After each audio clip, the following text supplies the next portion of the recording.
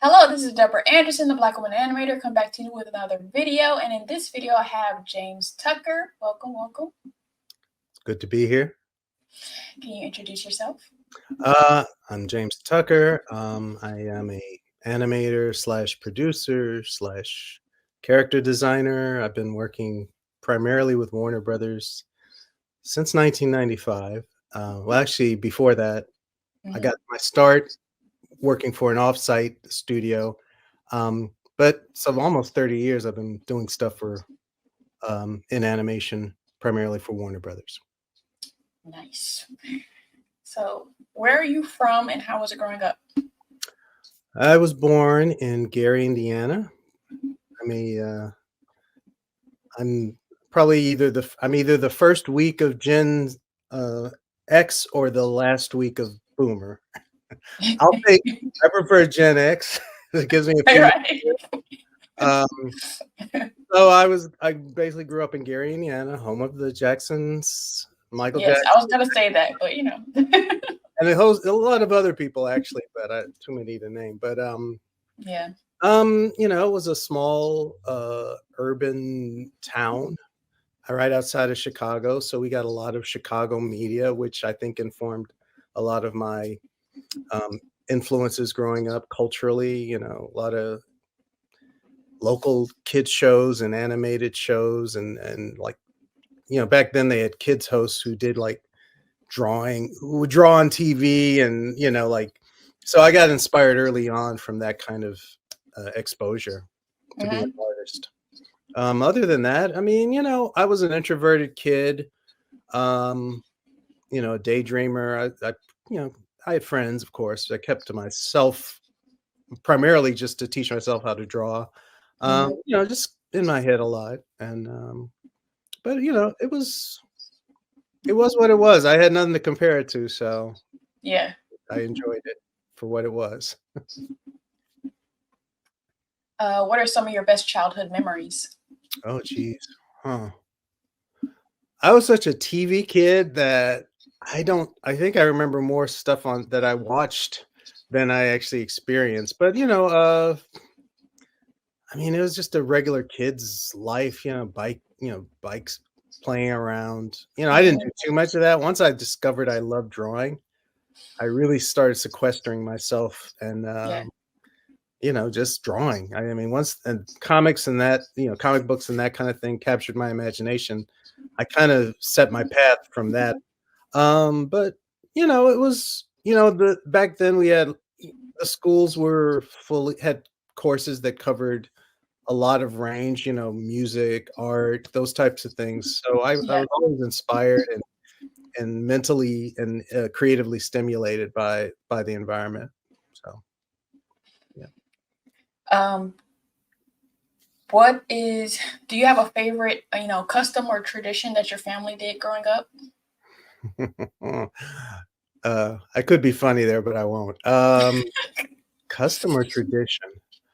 It's weird because I'm of the generation where my parents migrated to we weren't in the East, we were in the Midwest, but they came from the South. And so a lot of the family traditions that I remember, I often only experienced when we went to visit those relatives.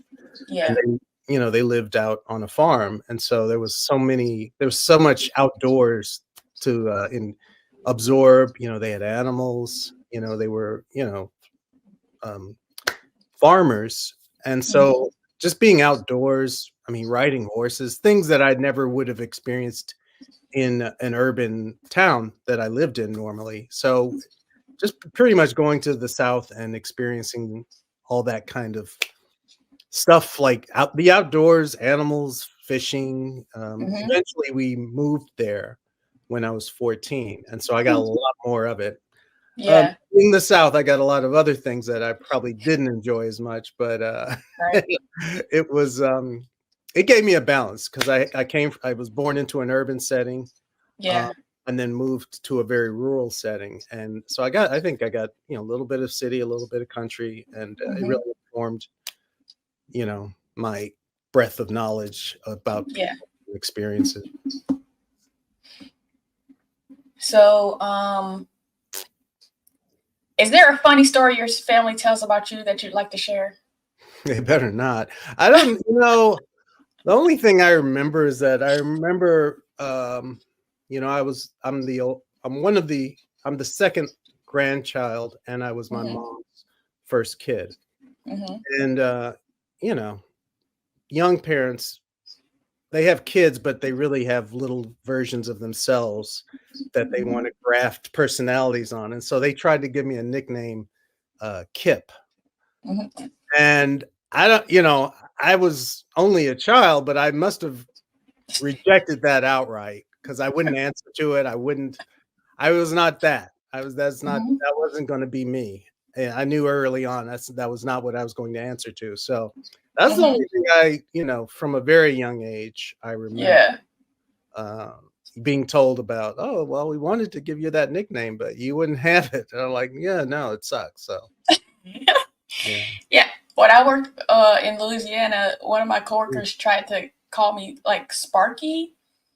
And I like at some point I'm like, so why do you I wouldn't answer to it either, but like I was like, so why do you want to call me that? Oh, you're like a spark plug. I'm like, okay, but it makes me think of a dog. So no Yeah, thanks. I don't, I mean, I'm a junior, so I got, Yeah. I was Jamie and my dad was James. Yeah. That was as far as I'd wanted to go, and sometimes people would try to call me Jim, and I'm like, "I'm not a Jim." So, Right.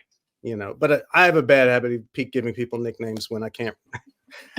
Just especially if they have a name that's pretty familiar. It's because I'm bad with names, so I'm like, Yeah. "Okay, well, I need a something to associate this person with," and I try to pick flattering ones, but Yeah.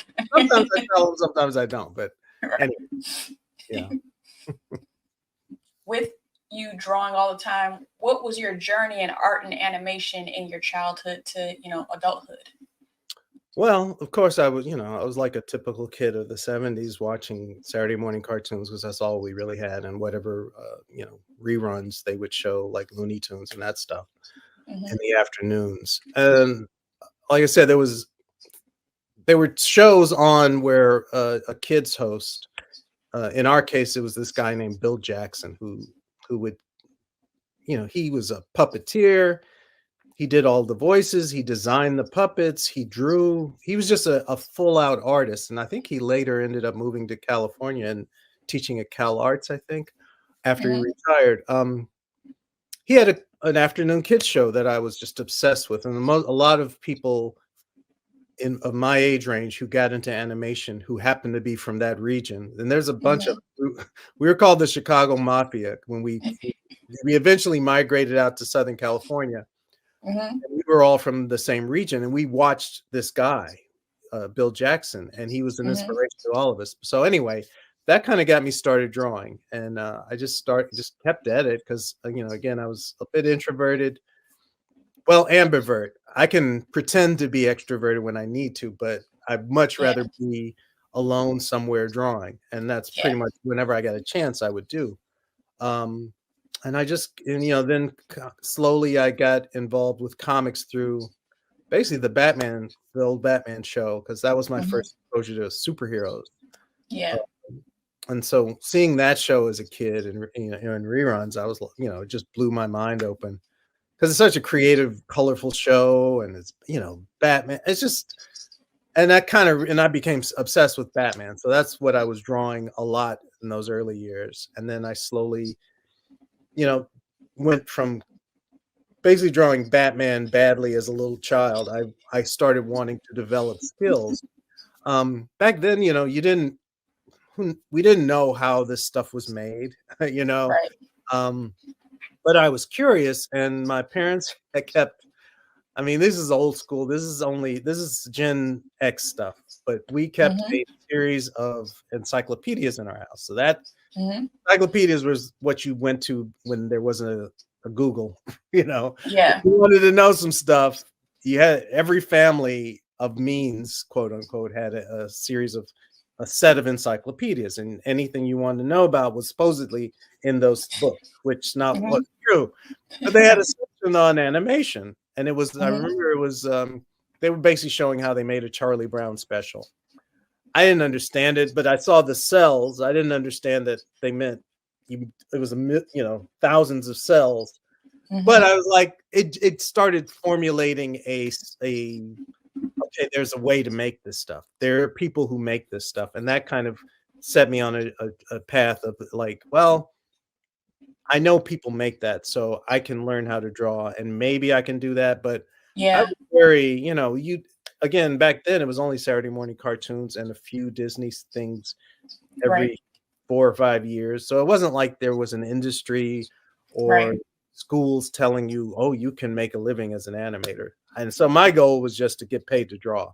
Once Yeah. I felt I was good enough to draw, and enough people told me, I went, well, maybe that's what I want to do, because there wasn't really Mhm. anything else I wanted to do.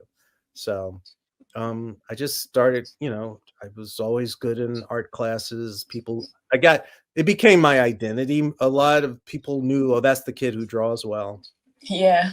And I kind of ran with it because, Mhm. you're trying to create an identity for yourself. And, Right. not that you need validation, but back then you were pretty much taught you need to do something to validate your existence on this planet.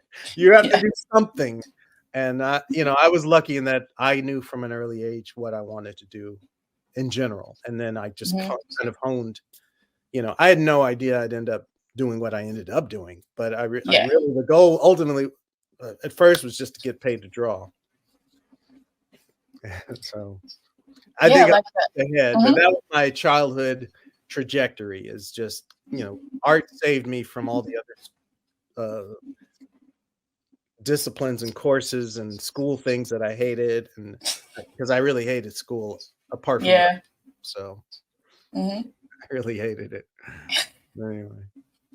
Yeah. The Encyclopedia Britannica is how I learned about plagiarism in elementary school. Oh, yeah, I almost got caught like that once. I'm like, "Oh, I didn't know you couldn't just take the paragraph out. Right. I was just like, I oh, put my quotes bad. around it." Yeah. I'm more of a work smarter, not harder type of kid. I'm like, I mean, if it's there. Yeah. Yeah. Um, were your parents supportive of your artistic interest?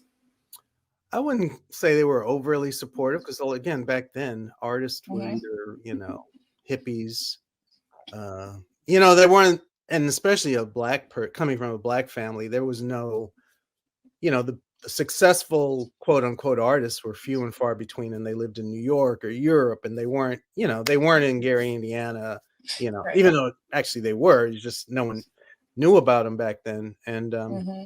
but being from Gary, again, I had influences there that helped me. So no, my parents weren't supportive, but they weren't discouraging either. They kind of Hmm. went, okay, that's his thing. I guess he'll be okay. Like they were neutral, which I think if you can't be, I don't know, I prefer that, because that left it up to me to really want it. And it left it up Hmm. to me to find my way. Because I've seen it both ways. I've seen, horrible parents be very discouraging and very ignorant about art. And then Hmm. I've other seen parents who were so supportive and overly pushing that they kind of suffocated their kids' ability to find their own way. And because Yeah. the thing is, and this is, I'm sure it's still true. So they find out that you can draw. Back then, they would give me like stuff they didn't understand. I like drawing certain things. I don't draw everything. I don't like drawing Right. logos. I don't draw. I'm not a letterer. They Right. do these at things called etch a sketches where Yeah. you turn these knobs, and this weird thing would make a picture, but it's like I can draw. I need a pencil. I just take a pad of paper and some pencils. That's all I need. That's all I ever wanted for Christmas. But they would give me all these elaborate other things that, it wasn't, they meant well, but it was like, Yeah. "Well, I just need a pencil and paper. Just that's it. That's all." So yeah, I think I got, and I did, my extended family, aunts and uncles and teachers were, the people who ain't got to worry about you are a little more supportive than your parents are, who all they do is worry about you until you're, Yeah. out of the house. So I think for me, it was better that I was just left alone, and that's what I was. Yeah. I recently saw a TikTok where a guy was introducing his I guess Gen Alpha child to the Etch a Sketch. I never got proficient at that, but Wait, Gen Alpha? What's That's after Gen Z. Oh, we've circled back around. Oh boy. I knew this was not gonna end well. I'm like, we didn't call anybody anything back then. They were just old or young. Right.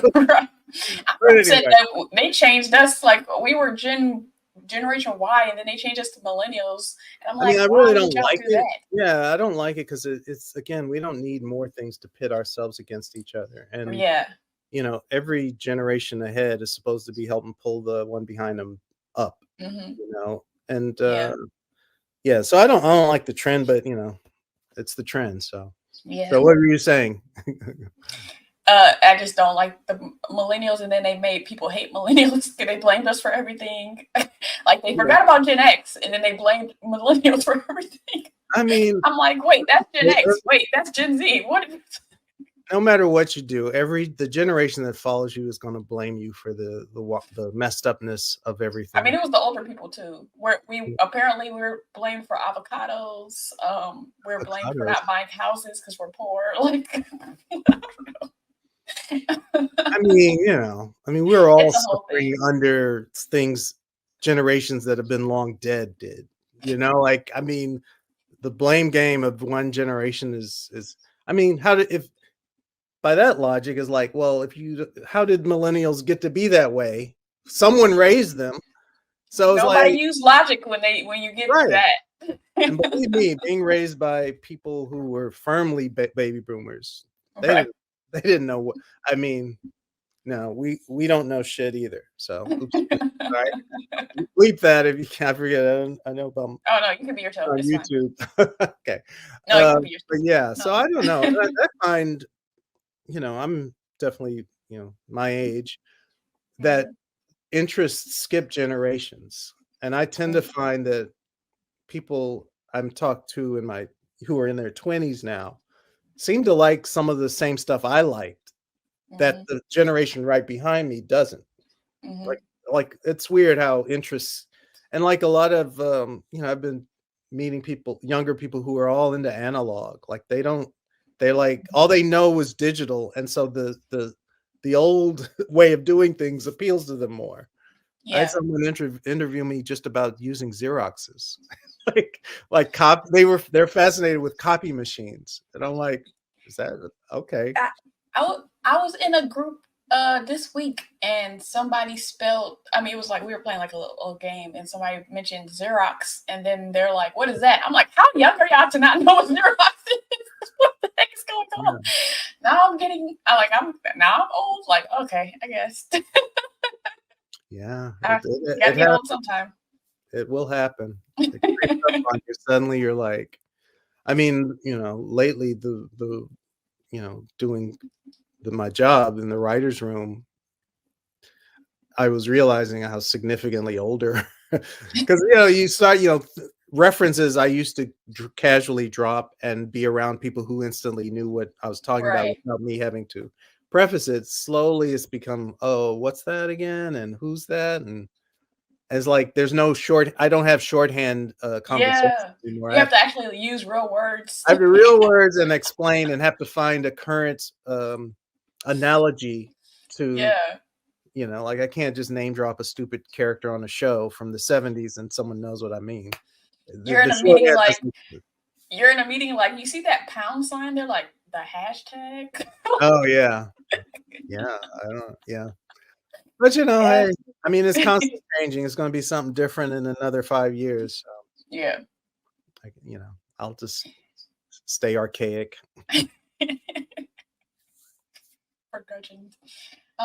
So what do you love about animation? What do I love about animation? I think, well, particularly television animation. I love the immediacy of it, because I don't think I would be cut out for a feature film type deal where you're spending up to 3 to 5 years on one story. I don't have that patience. I love TV because, again, it's the most like comics to me, where comics is there's another issue each month. If one sucks, you got another shot at the next one being better, and you can world build, and I don't know. It's just you can get more stories out that way. So I've always loved, television animations, even if it's crappy, quality wise. I mean, of course, we have much better quality now than what I Right. was looking at. But also, I mean, I mean, I'm an introvert, but there is a communal level of a part of it because no one Yeah. person can make a huge animated anything. You need a Mhm. lot of help. I mean, I guess you can now with the software and you Right. have patience, but it's going to take you years. Mhm. But I don't know. I always felt when I got my first animation job that I finally found my tribe. Mhm. Because I was an artist before that in other situations, but I was either the only artist around a bunch of people who didn't understand what I did, or always looking over my shoulder, or I was, part of, or I wasn't doing the kind of art that really stimulated me. Um, Mhm. so, what else I like about it? I don't know. I just think it's. I mean, I start out actually animating, so I have Yeah. actual animation experience, and so learning from the ground up, I was just fascinated with every aspect of it, Right. and you get to draw all day. So, well, after a point, you don't. If you're Right. if you move up far enough, you don't draw at all, hardly. But yeah, Forced to deal with other human beings. yeah, I know. I mean, it's funny 'cause I've gotten out of practice. It took not a long time, but when we were constantly going in office for years and years and years, Mhm. it was like I said, I'm an introvert, so I would have to psych myself up to be around people. It was and it got to be where I was just unconsciously doing it. I didn't know I had to have this process to get. And so, of course, the lockdown happened, and Yeah. it was stressful in other ways, but that wasn't one of them. And it's and that huge weight Mhm. of not having to go through those motions was like, whoa, such a relief. Right. But now things are quote unquote back to normal, and I'm like, oh, I got to learn how to do that again. So Right. yeah, it is what it is. Mhm. So this is the part where I list some projects that you've worked on, so the people watching can know that people that look like them worked on some of our favorite things. Okay. Um, you've worked on 5 million Batman properties. Yes, I have. I mean, very ironic considering that's what got me inspired to draw Right. in the first place. I'm like, I'm looking at your IMDb, like, is there a method to this madness? And then I go do more research, like, oh yes, there is. And it's really all I ever wanted to do, and it Yeah. wasn't. I mean, I can't tell people my story, and you can't listen to it and go, "Oh, that's the way to do it," because everything Hmm. was I mean, it was a mixture of preparation, just because I Yeah. drew all the time, a need to change my trajectory, which Hmm. is why I ended up moving to Chicago. And well, I'm getting ahead of it. I'll let you tell my stuff, and I'll backtrack it with the how it happened. Alrighty. So I'm not gonna list everything because it's a Yeah, lot, no, obviously. But Tasmania, Tiny Toon Adventures. Also, correct me if anything's wrong. okay. Animaniacs, Pinky and the Brain, Superman the Animated Series, the new Batman Adventures, Batman Beyond, Static Shock, Duck Dodgers, Fat Albert, Teen Oh my Titans. god, you went deep. I just only did a couple of things for Duck Dodgers and, Fat Albert. I just did a Hmm. couple of designs for them, but, I didn't work on it. I mean, I guess I did. I don't even know if they must have I didn't even think they had credited me. Lou was in my office on some other thing, and they say, "Oh, can you take a pass on these characters for Fat Albert?" And Hmm. I knew I did it, but I don't remember much. I I didn't didn't know even everybody else knew I did it. I didn't even see the movie to know if they really used them or not. I don't know. And then the Duck Dodgers thing, I think I just did a drawing of Jon Stewart in a Looney Tunes Hmm. style. But anyway, Nice. I digress. Okay. Batman the Brave and the Bold. Yeah. The Batman, Lot of Batman. movies. Lot of movies. Yeah. Yeah. I thought Scooby Doo and Batman the Brave and the Bold was interesting, like the Yeah. combo. I The love that. That was one of my favorite, things I've ever done. yeah. Uh, uh, the Death of Spider Man. Reign of the Spider-Men, Wonder Wait a minute. Woman. No, what's that? I didn't do anything on Spider-Man. Oh, sorry, Superman. Sorry, the death Oh, of Superman. Superman. I was like, wait. I meant I don't know why I read that, but the Reign of Supermen. Sorry. Superman. Yeah. Lots of movies. Yeah, I did a whole. How many did I do? Like 21 movies. DTV. Yes, I can see Wonder Woman, Bloodlines, DC Superhero Girls, Teen Titans Go, and DC Superhero Girls, Mayhem in the Multiverse, and now Batman, Cape the Crusader. So I do want to mention that when I was in South Korea working at BlkWmnAnimator, I worked at Batman the Brave and the Bold. So I toured them once. I may have seen you there. Yeah, I was there I was only there for a year, so 2010 to 2011. So maybe I didn't, because I definitely went there.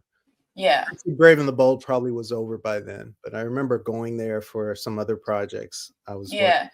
Wait, if you had came when you would have met me, because they used to show me off.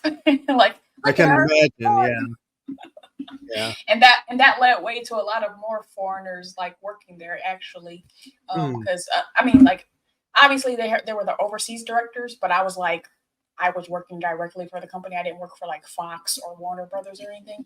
Right. And so I got a job there, and then a friend of a friend, and then a French dude started working there, and then people started working there after me. So I guess I opened the gateway.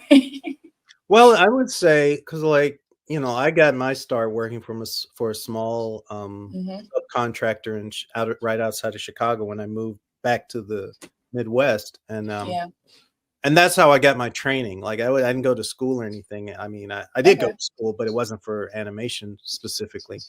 And I think that's really key to know how they make the stuff. If you want a career going forward, it will definitely help you understand why things happen the way they do, and why certain designs need to look a certain way, and it just knowing the process is and so actually working in a real studio really is I think important to know. Yeah, I'm glad I did it in my 20s, because like one day was Tuesday and the next day was Thursday, because I was working 12-hour days. Oh yeah, you're gonna. I mean, that's the thing. That entry level job is a sweatshop. I mean, that's the way it was even my first job. I mean, but again, I was in my 20s, and I was like, they're paying me to draw, not much, but I'm actually on stuff that someone's going to see, and it just I'm like, they're paying me to draw. Literally, that's all I cared about. I mean, something I do that I enjoy doing, and I'm like, that's fine. And it led to so many more things, but Wow. So what were you going to go into before I started listing off your mini projects? I didn't really know. I was bouncing after college. I was bouncing around, trying to find art gigs, and I had gone to school in Tennessee, and got a commercial art degree, and I really wanted to be an illustrator, but at that time, being an illustrator was again something other people did. The entry level jobs. No one was hiring you to do illustrations for the New Yorker or anything. You did paste. This was before computers did it all, copy, pasting, and all that. And I was trained to do it by eye and all that stuff. And I was like, I don't want to make brochures and stuff. So I really struggled to get drawing jobs, illustration jobs. And luckily I had peers who I graduated with who were more connected than I was. And so anytime they had a gig they couldn't do because they were way busier, they would give it to me or for me. And so I started slowly developing a freelance career. And then I went into more, like I was an art director for a t-shirt company for a few years. And then I got sick of that, and I got sick of being in Tennessee, and I went, I should go back to the Midwest. And so I just, I ruminated about it for a long time. And then one day I just said, screw it, I'm going. And I just blurted out, I'm quitting. I mean, that's for me. If I overthink it, I'll overthink it to death and nothing will change. A part of me is pushing me over a cliff. And I'm like, okay, we'll see what happens. I guess I'll land. And making that choice to move to Chicago was very, fortuitous because that's how I learned about the animation job in outside of Chicago at Homewood at Star Tunes. And Mm-hmm. so if I hadn't made that leap of faith, it wouldn't have happened. And then the guy who I was quitting, the person in charge of the place I was quitting, asked me what I was going to do, and I hadn't even formulated the idea about animation. He just asked me, and I went, "Oh, I thought," and I just was BSing him because I just wanted to get out of there. And I was like, I thought maybe I'd try to go for animation. And at that time, it was not a conscious decision. It was just I'm just giving him an excuse because I don't want to have this awkward conversation. Right. Because otherwise, I would say I hate you and I hate this place. And I want to go. Actually, I didn't hate him, but anyway. So I blurted out, I thought I might get into animation, and he looked at me and went, "Phew." And when he went, I went, huh? And then I went, oh, I'm going to show you. Right. And that kind of put a fire under me. And then things kind of fell into place. I was like, wait a minute. He says I can't do that. I never thought I could, but now I gotta. You challenged me. So, and then it just turned, I did 2 interviews when I went to Chicago. I didn't have a job or anything. I was going to stay with a friend. I was like, I'll work at a bookstore or something. My plan B was I'll just work anywhere that I can get, and back then they still had bookstores. I was like, oh, I'll work at a bookstore. So I had 2 interviews, and the second interview was Star Tunes, and that's the one. And thank God I didn't take the first interview because that was in a film developing place, and they literally told me they're like, we don't think you probably would like it here. Like, you're probably right. And so then I got the gig at Star Tunes, and that just kind of started the whole ball rolling on animation. Nice. Yeah, but again, that's such a fluke of a story. Like the only thing I can say that's applicable to anyone is that if you're in a situation that you just feel like you're suffocating, that you have no passion for, and if you can afford to take the hit, meaning if you're willing to be uncomfortable, then take that leap of faith, believe in yourself. And sometimes things work out. That's all I can say is and everything else that happened was just so specific to what I was doing. I couldn't, it's not a general story that I can tell everyone and say, oh, do that and it'll happen. I don't know. Yeah, it's a fluke, but it's your story because mine is even more of a fluke because I didn't even apply for my job with digital animation. Wow. I just took a tour, and they said that, and they were like, "Do you have a demo reel?" I was like, "No, but I can." Wow. So then I went back and created a demo reel, and then they offered me a job. So that's what happened. People are always asking me like, "What job site?" I'm like, "I don't know because I didn't apply." It's so much about timing because, like, when I called Star Tunes, I cold called them. Yeah. Just because they happen to be in the phone book, okay, another thing. I was like, and I was in mid-move, like I was moving to Chicago from Tennessee in pieces because I had a little tiny car, and I was moving all my junk, and it took 7 trips, and on the 5th trip back to Tennessee to get some more stuff, I happened to see the name of this studio in a magazine, and I was into, and I said, I'm going to call them. And so I called them, and someone picked up, and I was like, do you guys need artists? And they're like, oh, sure. Just bring your portfolio in tomorrow. And I'm like, oh, portfolio. Oops. About that. And again, I've told this story a million times, but I spent the night making my portfolio. I drew my portfolio that night and crammed, and then didn't sleep at all. Went there the next morning. They thumbed through it, said, "Oh, he can draw it," and I got hired. And I was like, "Oh my god!" It was crazy. But mine was 4 months because I was I'm a 3D modeler, so I was like, "All right, I'll do it." Yeah, it's all about timing, and again, the business goes up and down. But when it's hot, if you're prepared, a lot of opportunities can happen. But again, this is another topic, but getting in can be easy, staying in can be challenging. Yeah, that's the thing, because it goes up and down, up and down. But it's like being prepared or being willing to prepare, like we did, because we were not prepared, but also following up, because I could have went away and just never contacted them again. And yeah. I would have not gotten the opportunity. And I'm Yeah. sure plenty of people at companies across the world like reach out and then never reach out back. And that people are open, but they never reach back out. Yeah. Yeah, you really definitely have to. I always say it's like a wormhole opening. If you see an opportunity, jump through the hole.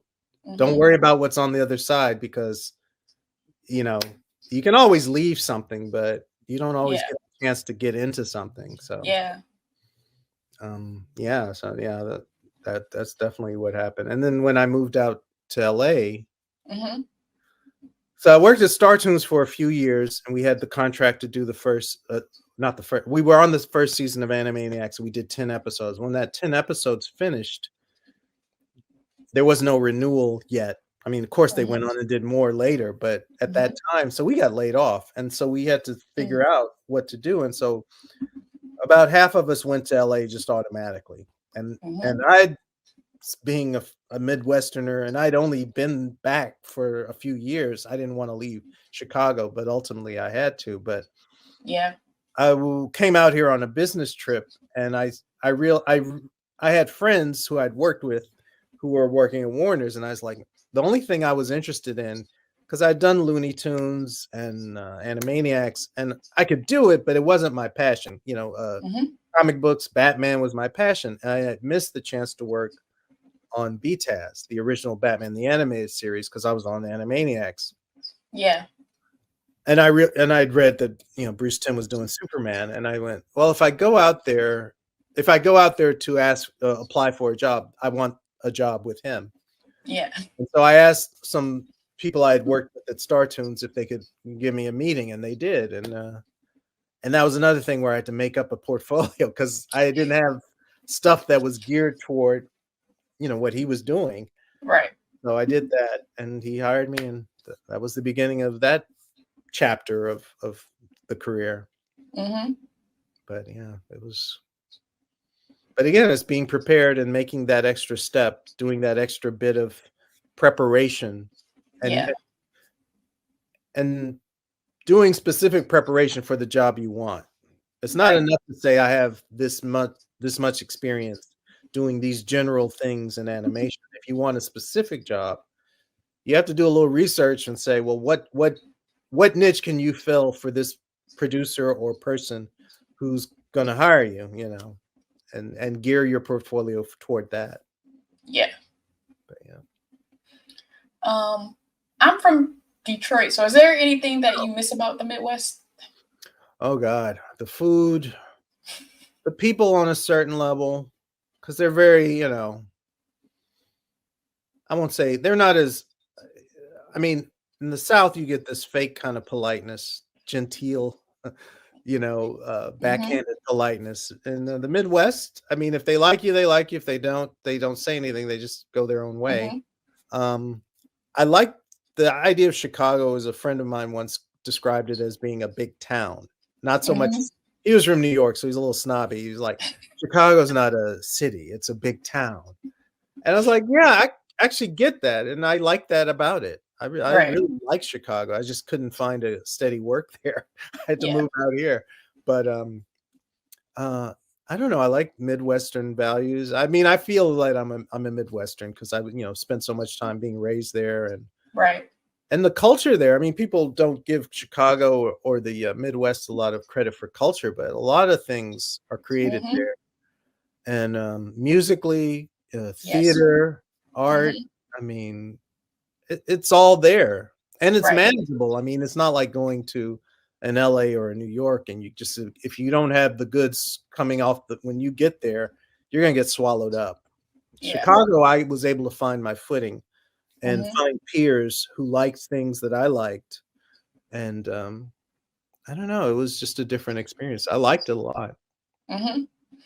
Yeah, when because I moved to LA from New Orleans, and so I lived in Louisiana for 12 years, minus the 2 years I was in South Korea, and I just was like, you all are not overwhelmingly more nice than brown people. Why do you have a monopoly on niceness and nice? Yeah. I mean, if you want to call somebody dumb, you say bless their heart. So Yeah. Mm, I mean, whatever. Y'all yeah. got it. But I'm just like, I just realized like, oh, I'm just like happy to be a northerner. And the South Yeah. is not for me. Yeah. Yeah, I liked this. I don't want to say I hated the South. I liked things about it, but I was glad I had my opinions and mental thing formed by living somewhere else. Because it gave me Yeah, perspective on I could call the bullshit when I saw it and go, yeah, okay, that yeah. person is not being genuine or Right. that person really is being who they say they are, Yeah. that kind of thing. But I don't know. I don't know about but I don't know if it matters because I have siblings who were born into that, Yeah. into the South, and they are pretty much the same as I am. Mhm. So it may not have mattered. I don't think I would have had the life or career I had if I hadn't had those formative years Yeah. in the Midwest. Mhm. Yeah, and I went back home last year and I'm like, "Oh, so you can leave the South and still keep the seasoning because LA No, like no moving from New Orleans to LA is just like a huge disappointment food-wise." yeah, yeah. Yeah, I know that feeling, yeah. I always tell people I mean, I've been here forever, but I always felt like I was stationed here. That's why I always tell people, like, I feel like I'm on a tour of duty. I don't really feel like this is a grounded place for and maybe because so many people are in Yeah. transit here, coming through, trying to get stuff. Um, nobody just settles down and lives here. I mean, people do, but it's hard. It's not the same vibe as a Chicago or even Mhm. places in the South that are a little more Yeah. progressive. But, So what's one thing you wish you had known when you began your career? oh, that it was going to be as long as it ended up being, because I didn't plan. I didn't. I kept going year to year. When I moved out to LA, I had a 5-year plan. I thought this can't possibly go longer than 5 years, and then I'll have to figure something else out. Mhm. And then 5 years became, 10, and then 10 years became 15, and then now I'm almost retirement age, and I'm like, wow, it it snuck up on me because I did not plan for this. Yeah. I didn't really set, I just didn't build what I didn't build the life I thought I wanted because I thought I had to just focus on working. Mm, I didn't even take the time to look, I was just, my house place is just a place where my stuff is while I'm yeah. at work. And Mhm. so I kind of worked away those years a little more than I realized because I didn't know every year was like oh, I get another year to do this. Yeah. So I think that's the thing. You never know. You got to live in the moment Mhm. and just do what you got to do and not worry so much about the job. Cause I just never wanted to get in, I didn't want to do too much and then end up without a job. Right. And that was my mindset. And then the next thing I know, I'm almost done. And I'm like, oh, I could have done this, this, and this if I had known I was going to be here this long. Right. I mean, no regrets, but it's just a way of Yeah. thinking about your life that I wasn't thinking of. I just was going, you know, just being, everything was a blessing. Like, oh, I get to do this more. Mhm. They haven't fired me yet. Oh, wow. That kind of thing. So my mind wasn't in the game of life. It was just in my profession. Yeah. But, Yeah. you know, I wasn't the only one. So I'm sure. Yeah, with all the people that I've interviewed, I feel like people my age and younger, it's like a it's like a privilege for this to be a career because Mhm. before it's just like a job that kept going. Yeah. Well, I mean, that's kind of where I was because again, I'm on the front end of that. I mean, I Mhm. didn't have, I was the first group of people who could have year-round animation jobs because before Mhm. that, Mhm. you had Saturday morning animation where they only did like 13 episodes, and then all those people who made those cartoons was laid off. They were laid off for 6 months Yeah. before, or a certain amount of time before they came back, and hopefully did some more, you know, animation. It was a very small industry, and everyone knew each other. And then Mhm. as syndication in the 80s started, when they started doing animation for, syndication to be stripped out uh, in the afternoons, original new animation, that kind of upticked the Mhm. hiring. And then when I got in the early 90s, that was at the start of like Fox Kids and Mhm. Nickelodeon, and Cartoon Network came a little later. So the idea of working in animation became more widespread as an option. Yeah. Before that, it was either most people only thought Disney was your option, and you only Yeah. made one or two movies every 7 years. You know, so and so on the back end of that is now younger people who are used to seeing constant animation and new Yeah. series, and we're told that this is a career you can have until for beginning to end. I mean, that's true, more true than it was when I got in, but the Mhm. within that, there's a lot of ups and downs. Yeah. And Yeah. the animation, it's an expensive thing. And when companies decide they want to amp it up, they'll spend all kinds of money and recruit a lot of people and bring a lot of people into the business. But when there's a contraction, and there's always a contraction, Mhm. like how do you hold on? How do you survive the cut? Because there's going to be a cut. And Right. this particular one we're in now is really severe because a lot of veterans, a lot of people who weren't Yeah. new, are also, struggling. So Yeah. it's tough. I don't know what the next bounce will be to bring it back, Mhm. but there has always been one. I just don't know what it is Yeah. coming. Mhm. How it will manifest. I mean, it'll um. be something, and again, it'll Mhm. be a mad dash to grab people out of Yeah. art schools and all that, and there'll be huge hiring, and some people will make a lot of money up front, and then, it'll be maybe a good few years of it, hopefully, and then save your coins. I mean, that's the other thing, and people who were in the business before I got into it and were basically seasonal workers would always say, "Save your money," like, Yeah. because you're gonna get laid off, and, Mhm. so I was just looking at the pictures last week, and I'm trying to remember if I saw your name. Were you at the '90s meetup at the restaurant? No. I mean, I'm so bad because I don't, especially since the pandemic, I'm so out of the loop about, socializing industry-wide. I Yeah. don't do a lot of the, mixers and things. I should, Mhm. but, I just I'm busy, or if I'm not at work, I'm, like, tired, and so Yeah. literally, I'm out of the loop, and I'm not aware of those things happening, so I miss them. Right. Um, so, no, I don't. I should, but I don't. What is the best advice a mentor ever gave you about the industry? I mean, there wasn't well, there's 2 things. A college professor told me, and this was just life advice Mhm. that played out later when I decided to move to Chicago. But his advice was and I've again, this is people will see this who probably haven't seen my other interviews, so I'll feel free to tell it again. But a college professor told me, he's like, if you wait till you think you're ready, you'll never be ready. Mhm. Which to me was like, okay, take that leap of faith. If you think you want it, go for it. Yeah. And then the best animation advice I got was from my first animation boss, John McClanahan from Star Tunes, and he always said there are a million wrong ways to do something creatively and 5 right ways. If you pick one of the 5 right ways, move on. Like, and that tells me is like really we have to develop a taste. We have to develop taste to know what is quality, what's good versus what's crap. And it's easy Yeah. enough to pick crappy solutions, but if you can hone in on at least one of the 5 right ways, Mhm.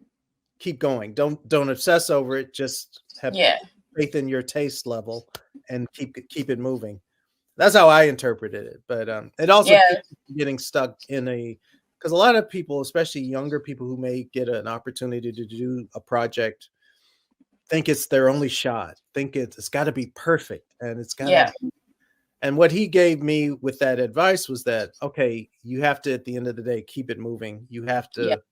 You have to have faith in your choices, and you can't get fixated on everything being perfect, or you'll never finish, or you'll be an asshole and get fired, or like you can't, especially in television animation, because it is a, we have to be honest, it's a product. It Yeah. has it has a set schedule. You have to they give you a certain amount of money, usually not enough, and a certain amount of time, usually not enough. But within those limits, you have to make the best choice possible and keep it moving. You can't slow it up. You have to, I mean, it sounds bad, but you have to keep the conveyor belt going. You have Yeah. to, you have to keep it moving, or else, Yeah.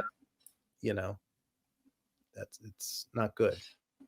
I feel like that's why, people like Ron Husband talk about like the quick sketching, because you can, there's this concept called the MVP, minimum viable product. And like you'll spend so much time doing this thing and then it could be wrong.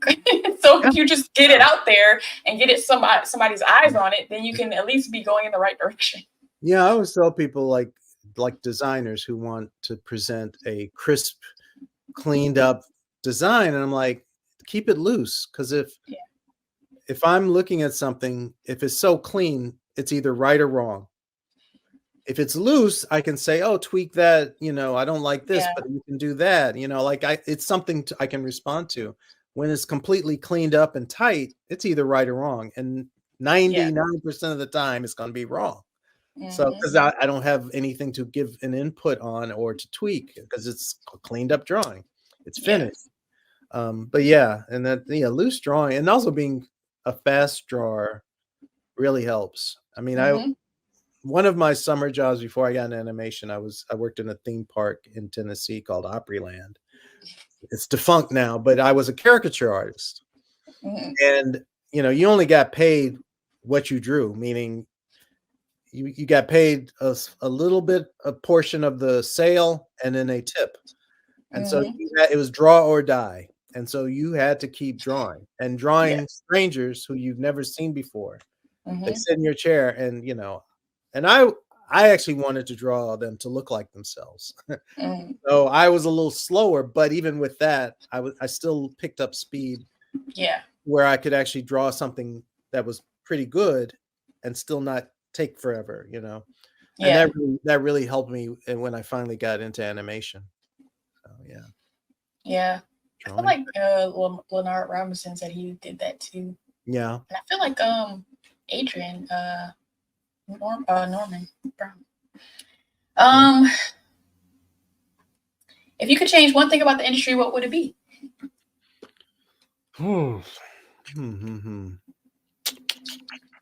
It's weird because I've adapted to all the crap they've thrown at me, so I don't think of it as stuff that needs to change, even though I probably did early on. And I mean, what I would have said even 10 years ago would be, we need more women and more people of color. Now I see that. I see the change, and so that. Of course, they can always do better, but I see the opening for that, and particularly in support staff, decision-making positions. I mean, it's easy to say, oh, we need, directors and writers and stuff. That's the upfront part of the game. But the people who make the real choices and decisions are the production crews, the people, the line producers, the people who keep the engine running. Yeah. And they also are part of who does a lot of the hiring. Like when a show is finished, the first thing they do is say, okay, who on this crew do we want to keep around? Yeah. And that person who makes that choice, if it's, a person of color, they may make different choices than someone else, because it's just all about connection and relationships and stuff. And so those people fixate on the upfront jobs, but it's the jobs all down the line, across the line, that matter too, and really inform how many people get into a business and how many people can stay in the business. But apart from that, what would I think? I really think remote work should be a fixture from now on. Not for everybody, but it should be a choice. because I think Mhm. that really has changed how we work and how we feel about doing this Yeah. stuff. And granted, a lot of people need the option of going in because they do, Mhm. especially younger artists, need to be around other artists to get that juice and energy. But I hope that at least the remote work stay, because that's the other thing. Living in, an entry level animation job and living in LA do not go together. You can, I mean, it was expensive when I first moved here, and Yeah. that was crazy to me. And it's nowhere near that now. It's so much. I don't even know how people do it, really. Um, Yeah. I really don't. And I'm like, okay, we have to make it an option for people to not live in LA and yet be a part of this. Um, Yeah. just have to. And I mean, it's happening. I mean, I have people on the crew I'm on now, on the show I'm on now, who I've never met and probably won't meet because they don't live here. you know. So, Mhm. but I just think that that should stay a fixture. Mhm. You've worked on, so many Batman properties. How is the experience of witnessing so many different interpretations of a character? I mean, Batman's unique in that way. In that, I mean, I don't think there's certain Batman productions I haven't liked, certain movies I haven't agreed with, but he's such an interesting character in that you can interpret him in a multitude of ways, and it still Mhm. feels like Batman. Like it's like a Shakespeare play. How people can take a Shakespeare play and change the setting, change the costume. Like they can take a Shakespeare play and set it in Nazi Germany or Harlem, or Mhm. you know. And I think Batman has that flexibility. He's one of the characters that really has that. You can interpret him tonally in a lot of different ways. Um, Having said that, I mean, I've done a lot of it, and I'm like almost. I mean, I've done every type of Batman. I've done the lighter, the Adam West inspired. I've done dark. The show Mhm. I'm on now is very film noir inspired, which I love. Mhm. Um, and they're all very different. All of them have been different. I mean, the truism is just the character is basically the same character. It's just Yeah. the tone of the piece Yeah. changes and stuff. Um, and you know, he that character definitely ignited my imagination, and so I've kind of stuck with it. And you know, I had no idea I was going to end up working on it this much, but it happened. What do Um, you love about the character? I love the thing about Batman. I love the world of Batman. Is just it's a creative. It's an artist. It's ripe for artistic expression. Meaning, Mhm.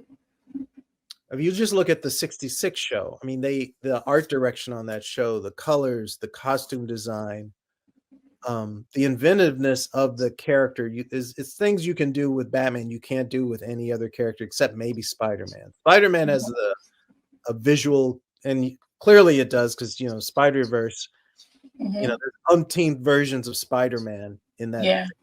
So it's an art project. Like it's creatively invigorating, and you could do Mhm. Batman the exact same way. Like you can reimagine Batman. You could do a Spider-Verse version of Batman. In fact, I did some segments of Brave and the Bold where we explored that there's other Batman out there on different worlds and have different costumes, but you know, so it's like a design experiment. Every time we do a Batman thing, we have to come up with a take on the costume.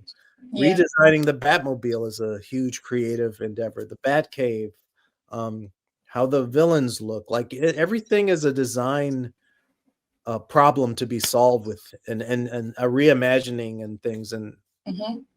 I don't know, it's just creatively fulfilling, and there's not many characters like that. Yeah. Even though I worked on Batman: The Brave and the Bold, I actually did it. I did the 1989 Michael Keaton Batmobile for an episode of Family Guy Oh, in cool. 3D. I have to send that to you. I remember touring the Emation, and this was this. I looked at the Family Guy, and I was like, anybody could draw that. But then I went to Emation and saw this wall of model sheets that said, Hmm. "This is how you draw Peter Griffin. This is right, Yes. and this is wrong." And the wrong would be a fraction, like one hair's width off. Like, Yeah. I was looking at both and I go, "I can't tell the difference." I'm like it'd be like, "What? How is it?" It was like, algebra or calculus. I'm like, "This is I can't see the difference," but, and, It would if be I'm 6 months of working on an episode and 6 months of retakes because like Fox is like really serious about it. And I worked with a guy, Carl Linton, which was funny because did you get to meet Carl? mm-mm. Oh, well, I take that back because it was a long time ago when I went, like Yeah. So 2014. like when I toured, they're like, "Oh, let's go take you to meet Carl." Because I'm just like I'm teaching English. I was like, "All right, I'm probably going to go back to America and try to be in the animation industry since I got this degree in animation. Let me tour some companies." And so I go up there, they're like one of the only ones that respond. I go up there, they're like, "Let's go meet Carl." And then we go down one of the 2D rooms, cubicles on each side, turn Yeah. right, and there's a black man. I'm like, what? That was not on the bingo card. I was not expecting to see a black man in like a Korean, animation studio. I think I And so did he meet was, him. Now that yeah, he was the overseas director for the Cleveland show. And so he would go through frame by frame, like when it was colored, and see like any imperfections, because they're like the fans, like, how are you a fan and doing this? But the fans would catch mistakes, so it's like, oh, Wow. the pupil is missing in this frame, so make sure you put it like. Oh, So it's wow. crazy. Yeah. God So bless that's why. him. Yeah, but those model sheets, I was like, "Oh, wow, I guess there is a right and wrong way for everything." Like, things that Yeah. look the simplest often are the hardest to keep consistent. Yeah. Yeah. Do you feel like being Black or any other ism has impacted your career in any way? It didn't keep me from momentum. The thing that can happen if you're a person of color or I'd say a woman, is if Hmm. anything you achieve, I don't know if it's still the case. I hope it's not, but your momentum or your progress is sometimes questioned. Nope, As that's still the case. Saw that on Twitter the other day. Yeah, where if you're a woman, oh, you must have slept with somebody, which is horrible to think. Or if Mm-hmm. you're a person of color, you're filling some quota. You got Yeah. this promotion because you were Black. I'm like, no, at least it has not been the case in my Hmm. career. You had to have the goods, Yeah. and so thank God I am from Gary, Indiana, and thank God I did spend time in the South, so I could spot the BS, and I didn't let it affect me. Yeah. I didn't let it undermine my sense of worthiness for what I was, given the opportunity to do. Yeah. Screw those guys. This is all how I had that attitude, and I'm like, well, it is irksome and it is annoying that in this day and age we still have to be made to, or attempted, that people will attempt to make themselves feel better about that, them not getting what they wanted because you Yeah. got what you needed, or Hmm. people, not even what I wanted. Someone saw something in me and thought I'd be good for a gig, and Yeah. they asked me and I didn't say no, Right. and I always think, I may not internally think I'm ready for something, but I'm never going to say no. I'm going to figure it out, because most people Okay. do. I mean, you don't know. Like, I remember when I was started out as a character designer on Superman, and then through circumstance, I ended up as a board artist. Again, Yeah. I was there. It was because I was there and they needed a position filled that I got the Yeah. opportunity. And then I had to rise to the challenge because I hadn't boarded. I animated, but I hadn't boarded. I'd seen Yeah. stories, but I did.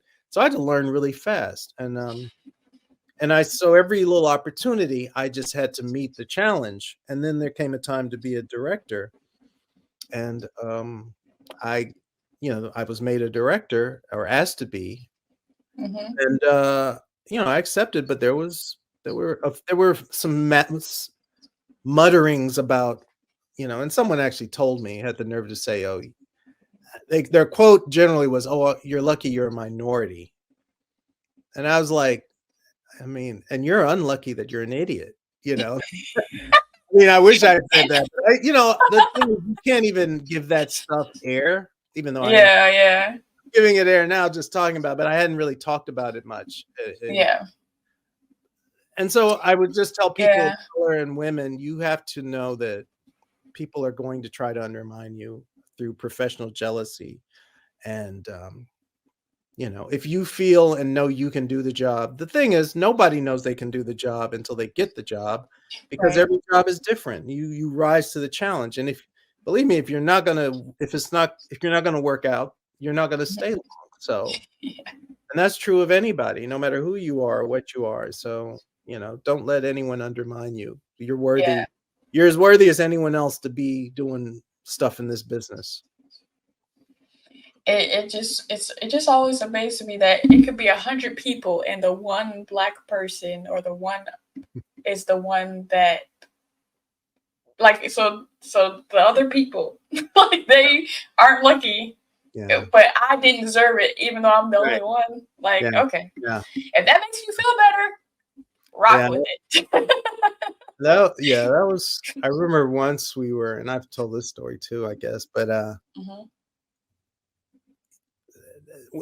when work goes to certain, when there's a lot of work, Yeah.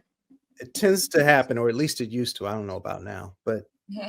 the studio that paid the most, people would jump ship to that. Hmm. And the studio that played the least tend to have be a lot of people of color were at that studio, because of Hmm. course the pay scales weren't um, equal.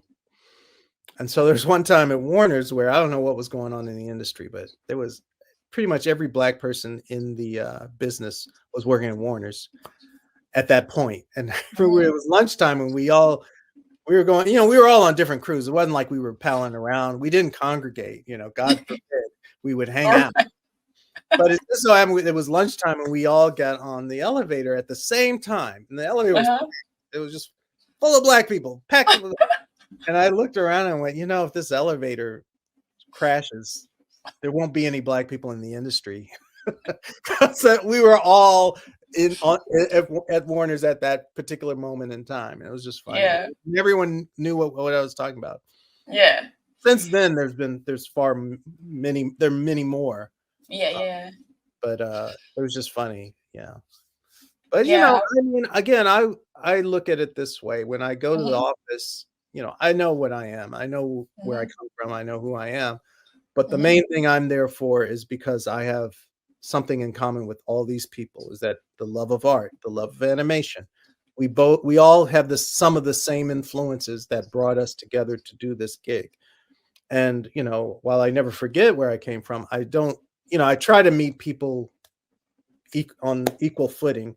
Yeah. And I try not to be hypersensitive about stuff, but some things you just can't let go, and you can't, and you know, and when it's obvious in your face, you have to say something, and you have to, say nope. You Yeah. should not pass that Mhm. limit or whatever. And so overall, I've had a really good experience as Yeah. as an animator professionally, and I've seen changes incrementally over the years, so Mhm. I'm not bitter. What has Too been the journey? What has been the journey of being an introverted leader, like for you personally? Well, again, like I said, I'm an ambivert, so I know I have to at least Yeah. put on that front. The good thing Yeah. about animation is I'm an introvert leading introverts. So I'm not with people who don't understand why I might feel awkward sometimes, or Mhm. and they'll understand when sometimes I need to keep my door shut when I'm, you're like, so I Yeah. mean, that's the thing. I don't think I could be myself around any other profession, Right. feel comfortable. Like, and thank God like I said, thank God I got into animation, because I don't know what I would have done.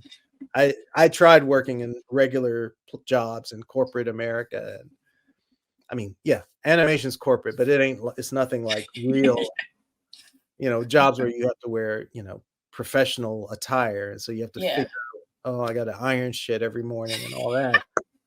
I mean, yeah, it was the perfect gig for me, because I really wasn't cut out for anything uh normal, you know, or or I mean, lack of a better word, I'll say normal, but you know what I mean. Yeah.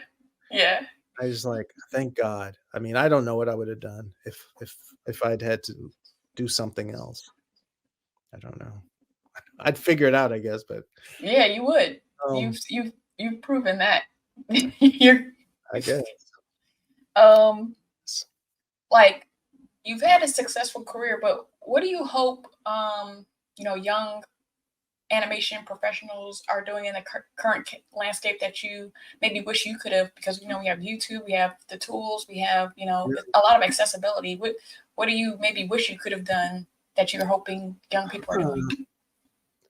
It's weird because again, coming from where I came from, the idea of doing your own projects wasn't a concept. I was Mhm. even, I was well into adulthood when stuff like Cartoon Network and Nickelodeon came along, and they were actually giving people the ability to make their own show. Yeah. Like that was unheard of before. Like you were either making a show for a network that wasn't your idea, it was some IP that they were trying to repurpose, Yeah. or it was a toy company, or and I kind of glommed onto Batman. Yeah. And so and DC comics or superhero shows. And Hmm. so the idea of just making a personal, you know, project because I wanted to just wasn't on my radar. It Yeah. probably won't be until I'm actually retired. But, I mean, so it's great for people now is like, and with the technology we have and the software, you can make your own short. If you can do your anything you really want to do, if you have the resources and the smarts to figure out, workarounds. You don't need a huge budget or $1 million. You don't need a company behind you. You Yeah. know, you can, I mean, Procreate Dream, or not to give them any publicity, but things Mhm. like that did not exist. The Right. idea of having an iPad and an Apple Pencil that you could work anywhere. You can, Yeah. so the opportunities now are so much greater. I mean, the thing is, yes, there's that option, Hmm. but there's still going to be this corporate part of it where your livelihood probably is going to be coming from making stuff other people own. Yeah. And I think a lot of times, I think it's a disservice sometimes that from what I perceive art schools to do is that they lean into that personal vision aspect of animation, which is only this much. I mean, if you're going to go out into the world and get an animation job, your personal expression it's not what they're hiring you for. So you have to compartmentalize and know that, okay, I'm Yeah. working for the check by day, and I get to do what I want for myself at night, I guess. Hmm. Because I think a lot of people get frustrated and discouraged because they think that animation as a product is individualistic. Like, oh, you get to make this thing that you control. And it's like, well, sometimes, but Hmm. for every Powerpuff Girls, there's the shit I worked on, Batman Forever, who I don't own a piece of that.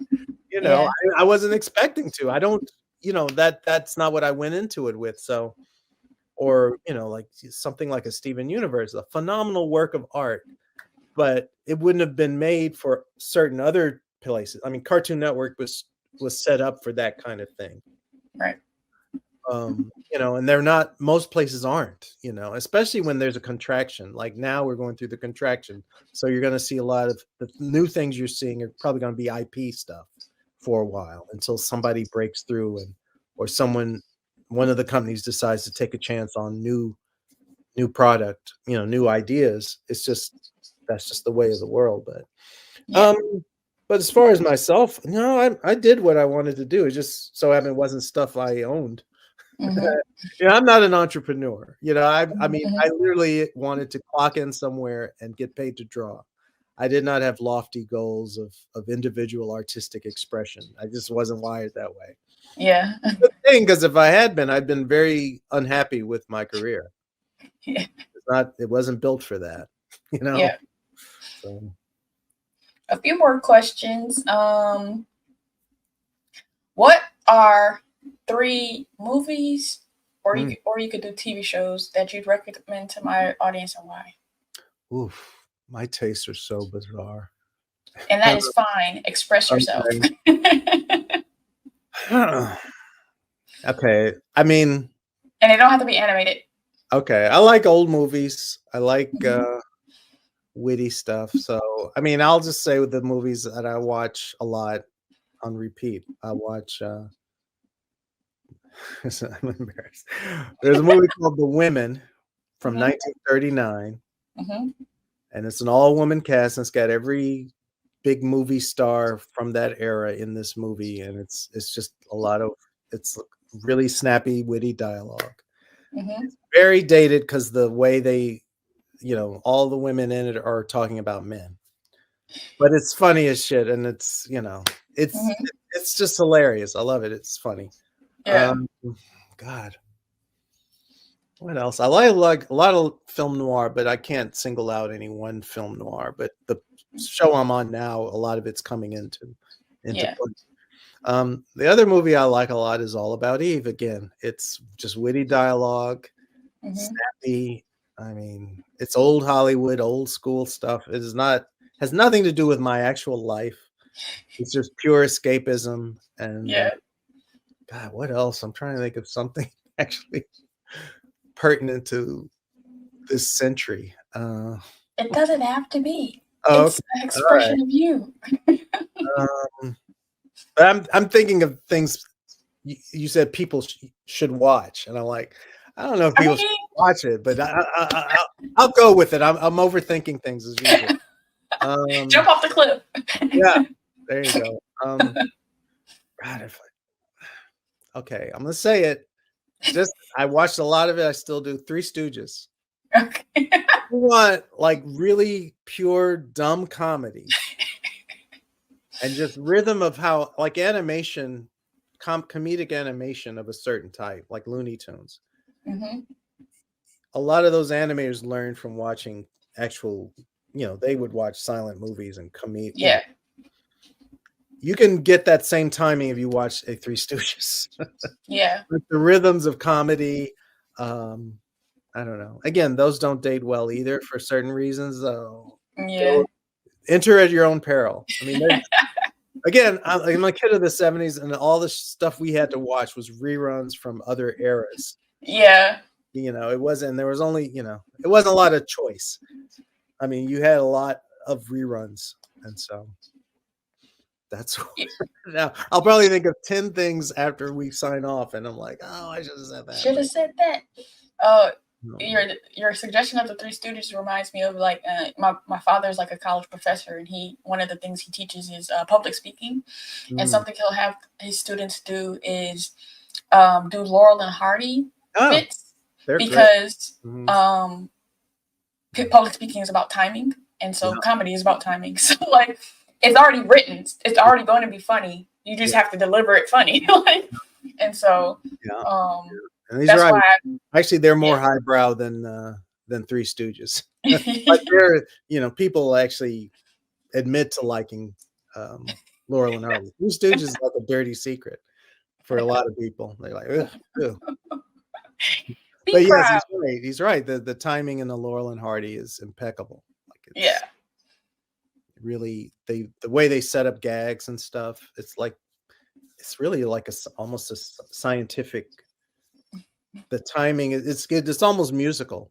Yeah, you could do a metronome to what they're doing, and it would time out like a music piece. Yeah. Okay. Well, I don't feel so crazy. So, if someone was producing a documentary about you, what things would you want them to highlight about your life outside of animation? God. Jeez. That's hard. I have no perspective on myself. I don't have any. I haven't looked back and gone, oh yeah, that's why that was that. That's the through line. Yeah, no, I have no through line. I don't know what I don't see connect the dots. I don't know. I mean, it was mainly daydreaming my way through life. Just, I mean, some would say I've been disassociated for most of my adult life. Actually, it could be experimental documentary. Yeah, I mean, it would be something like what's his name? Kaufman. Yeah, Andy Kaufman. Well, no, him too, but the Oh, director, Spotless Mind. I'm forgetting yes, his name. the other Kaufman. Yes. Anyway, it'd be something. It wouldn't be linear. It wouldn't be Mhm. biopic. It would be like an acid trip. It'd be something like Yellow Submarine, or Uh-huh. and it wouldn't be it wouldn't have a linear narrative. It would be very abstract, I would think, because Nice. I don't you know I was so internal that I don't know. I feel like I just like my memory of myself is of doing things is very from a distance. Yeah. Not it wasn't like, oh, I was in this and this happened and I said that. It was like I was there somewhere, floating Right. above it all, looking down. Um, so I don't know. I don't True. know. I mean, I guess if I ever write a memoir, it'll come out then. How Hmm. I'll make sense of it then because I'll have to. But Right. right now, no. I'd be interested to see how people answer that question. Yeah. And I don't try to like guide people because Hmm. people answer the question in such surprising ways Yeah, sometimes. I bet. Yeah, it's like that. That's not a question I don't think I've ever been asked. So Yeah. that's good. Something to think about. Yeah. So if anybody wants to follow you on social media, where can they follow you? Ugh, I forget that question. I mean, I'm on Instagram. I don't even remember my handles really. So I think it's J probably. Tucker Animator.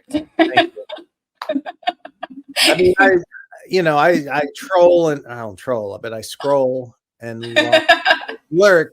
Freudian slip. No, I don't troll because it's too much Okay. energy and it's Yeah. so easy to get pulled into Yeah. senseless discussions with people you never want to be or in a room with. It's like, why am I arguing with this person who I wouldn't, spit on if they were on fire, Why do I care? I don't. So Yeah. I've pulled back a lot from that. I'll answer questions and things if Yeah. that I can. A lot of people want things to know things I can't talk about. I want to thank you for allowing me to highlight you. I really appreciate it. Thank you for doing this actually, because I mean, if this had been something I could have seen when I was a kid, Yeah. it would have helped. I mean, it would have been nice. And to everyone out there, I want you to like so I know it's real. Comment and tell me how you feel. Subscribe to Citadel and sign up for post notifications to show your zeal. And I'll see you in the next video. Peace.